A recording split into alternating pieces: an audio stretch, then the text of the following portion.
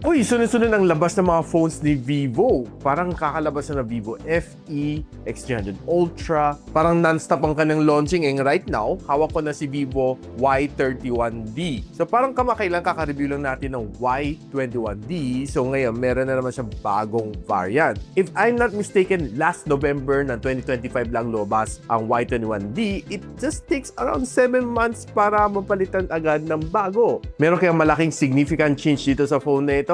Alamin natin after this quick intro.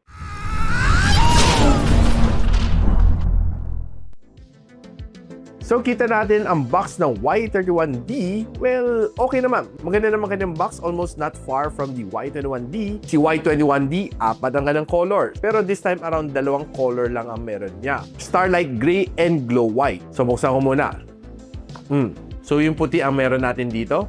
But let's check the other things inside. Meron tayong quick start guide, warranty card, jelly case, charging cable, SIM ejector tool, and 44 watts na Vivo flash charging brick. Fast charging to. And so, ito na yung phone mismo, si vivo Y31d. Now, itong phone na ito, si vivo Y31d, meron sa tatlong variant. Ang kanyang 6 gigs of RAM and 120 gigs of storage will be priced at 12,999. Ang kanyang 6256 gig of storage will be priced at 15,999. And ang kanyang 8 gigs of RAM and 256 gig of storage will be priced at 17,999.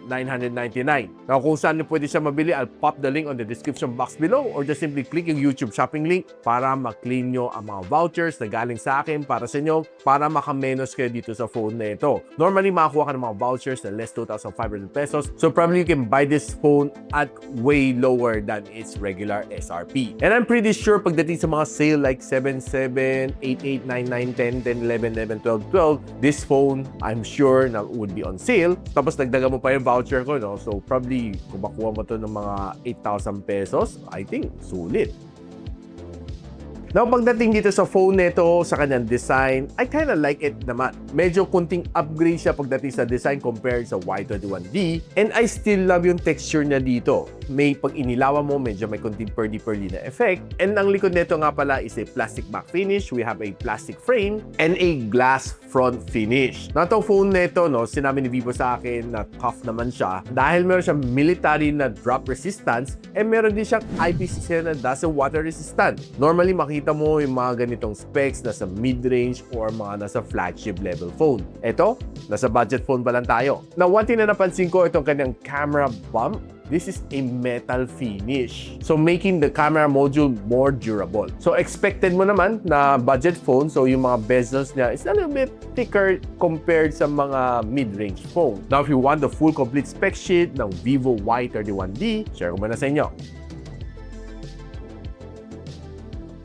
Kapag pinag-uusapan naman natin ang multitasking dito sa phone na ito, kanyang performance, overall usage dito sa phone na ito, maganda naman dahil this one was able to get, I think nakapagdalawang update na ako since nung nakuha ko tong phone na ito. And this is running Origin OS 6 by the way, inside Android version 16. Na tinest ko naman mga everyday tasks dito on this phone, doing all of my social medias dito on this phone, doing some AI on this phone, working on some spreadsheet on this phone. Wala namang problema, nakapag-handle naman siya. And even some games dito. Of course, hindi naman kasama ang AAA games. Kayang-kaya naman na maglaro some games na papakita ko sa inyo later. And I'm pretty sure na interested na kayo kung malaman ko ano nga pang chip ang meron dito sa loob. This one is being powered by the Qualcomm Snapdragon 6S Gen 2.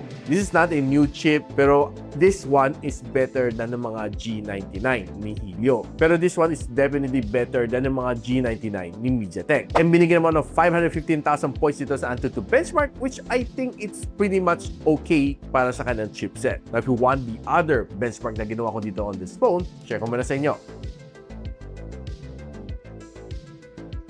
Now, one thing that I like dito sa phone na ito is malaki ang kanyang battery. This one, having a 7,200 mAh na silicon carbon battery, which means hindi ganong kabigat tong phone nito despite malaki ang kanyang battery size. Or, I mean, battery capacity. This one is just weighing at around mga 215 grams, which for me is quite lightweight naman despite it has a big battery. And another good thing dito sa kanya is that it supports 44 watts of fast charging, so meaning mabilis naman kumarga dito sa phone na ito. Based sa experience ko, I think nakapag 50% ako in roughly around nasa 40 minutes. That is my charging experience experience. Now, another good thing naman is pwede mo rin siya gamitin pag reverse wired charging, meaning you can charge other devices using this one, and it has bypass charging.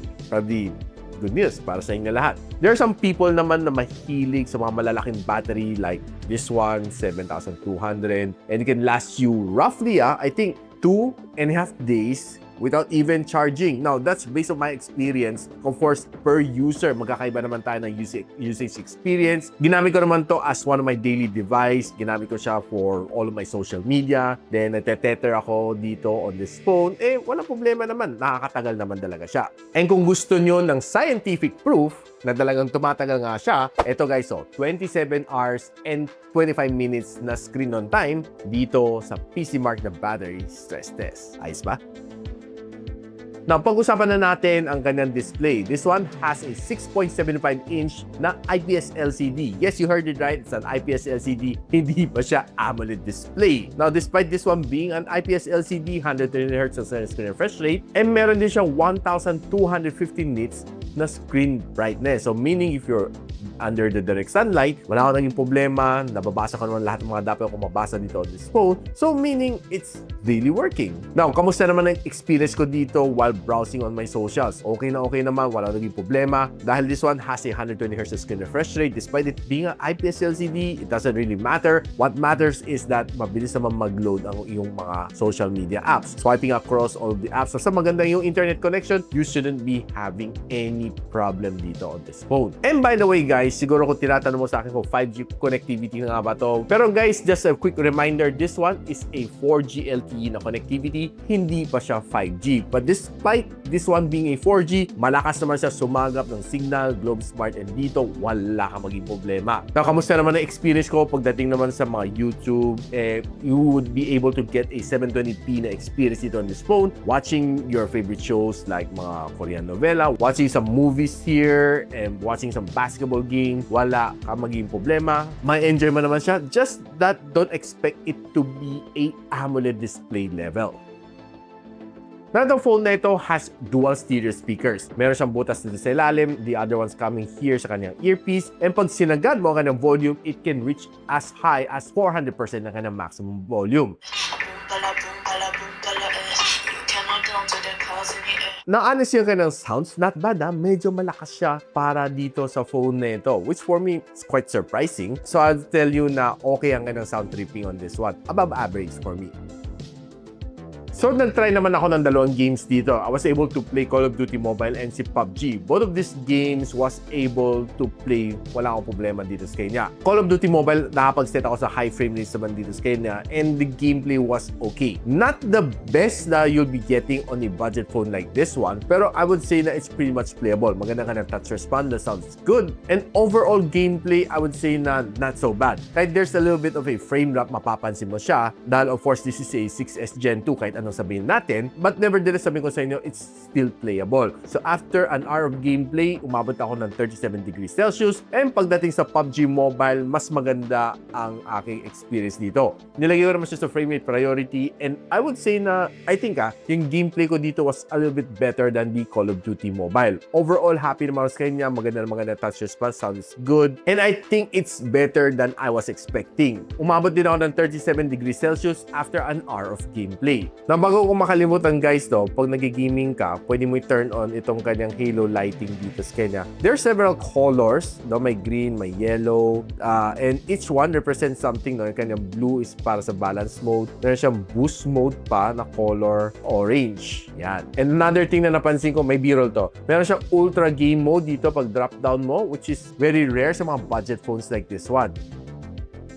Now, pag-usapan na natin ang kanyang camera. This one, ang kanyang likod, it has a 50MP na main camera sensor. And meron siyang kasama auxiliary lens. This one can shoot it up to 1080p and 30fps. And ang kanyang front-facing camera, it is a 8MP which can also shoot you up to 1080p and 30fps. Now, easily masasabi ko sa inyo, on outdoor, some of the shots na na-capture natin, mga greens, mga flowers, wala akong naging problema sa kanya. Pero there are times na medyo na-out of focus siya ng konti. But most of the shots naman na na-capture ko dito, okay naman. though it's a little bit saturated towards the darker green na color. Pero pagdating sa mga flowers, there are times na medyo pale siya ng konti. I did try to take some subject shots dito sa loob ng coffee shop and it was okay. Not bad, pero hindi lang sobrang litaw yung mga kanyang colors. Now, playing along with yung kanyang camera, meron siyang 0.8 to my surprise, and ito ang kanyang ultra-wide shot, normal, and 2 times. And after 2 times zooming, well, still readable naman lahat ng mga text nandito sa kanyang menu board. And tinry ko naman ng food photography on this camera. Okay naman for its price point. I would say not bad. Mga na-capture ko mga food dito. Hindi lang siya sobrang litaw, sobrang saturated na sobrang masarap tingnan, masarap kainin. Pero nevertheless, yung mga food shot na ito is not bad. Pwede mo na siyang pang-post sa Instagram.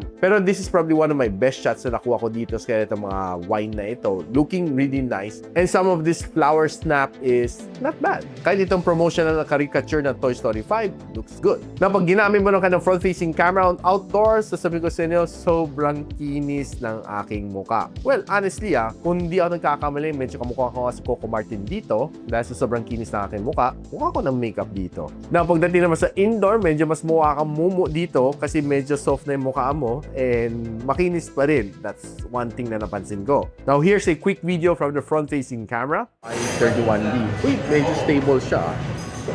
1080p and 30 fps ang ganang best resolution na pwede i-record. And for me, pag tinitingnan ko, parang not bad naman overall. And here's a quick one from the rear camera. Vivo Y31d and shooting at also 1080p and 30 fps. I think not bad naman. Medyo shaky lang siya. Parang mas stable pa nga ang kanyang front-facing camera. Now, kamusta naman experience ko dito sa Vivo Y31d? Honestly, for me, not bad. Though I would say na the price is a little bit pricier dahil sa price increase ng RAM, ng ROM, ng CPU, GPU, and everything down the line, pati ang pagtaas ng US dollars and all of the other factors na hindi natin nakikita, bringing this price a bit higher compared sa Y31d. Now, para kay nino nga ba talaga itong phone na ito? It's perfect para sa mga young professionals, sa mga students, and sa mga startup na content creator. I think itong phone na ito is a good investment para sa inyo. Now, if you want to know kung saan siya pwede mabili, I'll pop the link on the description box below or just simply click yung YouTube shopping link para mabili nito na mas mura with vouchers coming from me. And of course, guys, ina-encourage ko kayo to like, subscribe dito sa aking channel so don't miss out yung mga videos just like this one here sa ating channel. So, paano yan, guys? Hanggang dito muna ako. I'll see you when you see me. Peace out. And so, ako para si Richmond and you're watching Gadget Sidekick. Like and subscribe to my channel. Don't forget to hit that notification bell. For one of my latest uploads, click the dito. And for one of my popular uploads, click here.